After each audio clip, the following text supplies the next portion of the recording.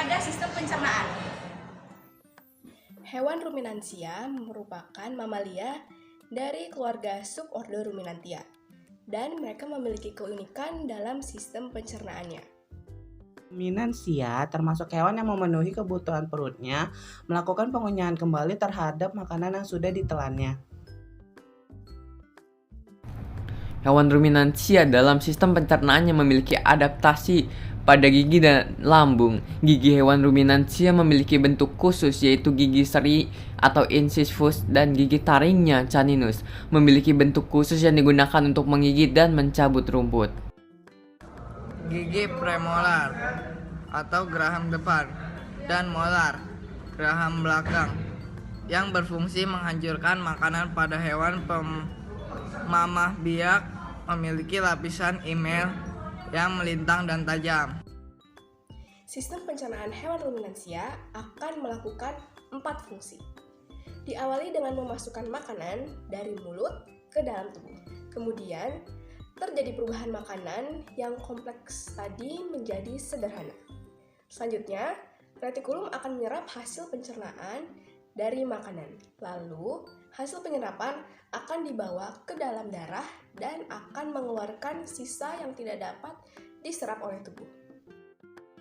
Dari anatomi sistem tadi, semuanya akan difermentasikan oleh mikroba rumen dan secara hidrolisis oleh enzim-enzim pencernaan.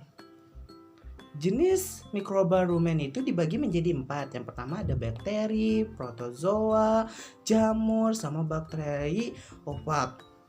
Pencernaan hewan ternak ruminansia kebanyakan ditentukan oleh pencernaan fermentasi dalam rumen. Jadi, dalam rumen juga terjadi pencernaan makanan secara biologis dengan bantuan bakteri dan protozoa. Hewan ruminansia memiliki lambung dengan 4 ruang, yaitu yang pertama ada rumen atau perut beludru. Rumen disebut juga perut besar karena merupakan bagian lambung terbesar di dalam sistem pencernaan ternak ruminansia. Rumen sapi memiliki berbagai jenis bakteri yang berbeda dengan jumlah yang sangat banyak dan beberapa tipe protozoa yang membantu memanfaatkan serat dari bahan pakan dan sumber nitrogen non-protein. Bakteri menghasilkan enzim untuk mengurangi makanan sehingga membantu ternak memanfaatkan nutrisi yang ada di dalam pakan. 2. Retikulum. Retikulum disebut juga perut jala karena permukaan bagian dalamnya mirip dengan jala atau sarang lebah. Retikulum berfungsi sebagai tempat fermentasi pakan oleh mikroorganisme. Hasil fermentasi retikulum diantaranya adalah VFA, volatile fatty acid, amonia, dan air. Bahan pakan yang difermentasi terutama VFA, amonia, dan air pada retikulum mulai diaborsi. Yang ketiga adalah omasum. Omasum disebut juga perut buku karena memiliki lipatan-lipatan seperti buku berupa lipatan-lipatan yang longitudinal. Pencernaan pada omasum terjadi fermentasi mikroorganisme, dan omasum berfungsi sebagai pengatur arus ingesta ke abomasum dan untuk menyaring partikel-partikel yang besar.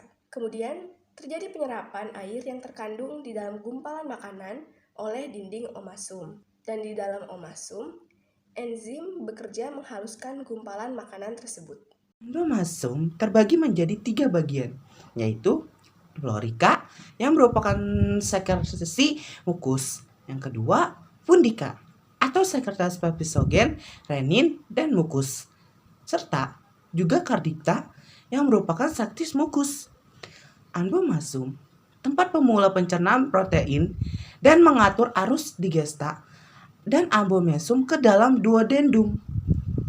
Pakan di abomasum akan dicerna kembali dengan bantuan asam klorida dan berbagai macam enzim. Asam klorida membantu mengaktifkan enzim papisogen untuk melakukan pencernaan.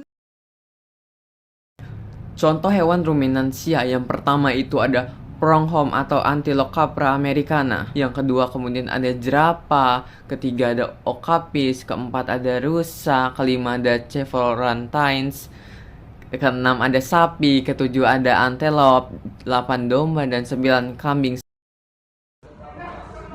Beberapa penyakit atau gangguan dalam sistem pencernaan sebagai berikut. 1. Diare adalah kondisi feses terlalu lunak atau cair, sehingga menyebabkan sering buang air besar. Diare yang dapat disebabkan karena stres, peradangan usus misalnya kolera, disentri, kekurangan gizi misalnya kelaparan, kekurangan zat putih telur, atau keracunan makanan. 2. Konstipasi adalah gangguan pencernaan yang disebabkan karena lambatnya pergerakan feses melalui usus besar. Hal ini disebabkan karena kurang mengkonsumsi makanan berserat.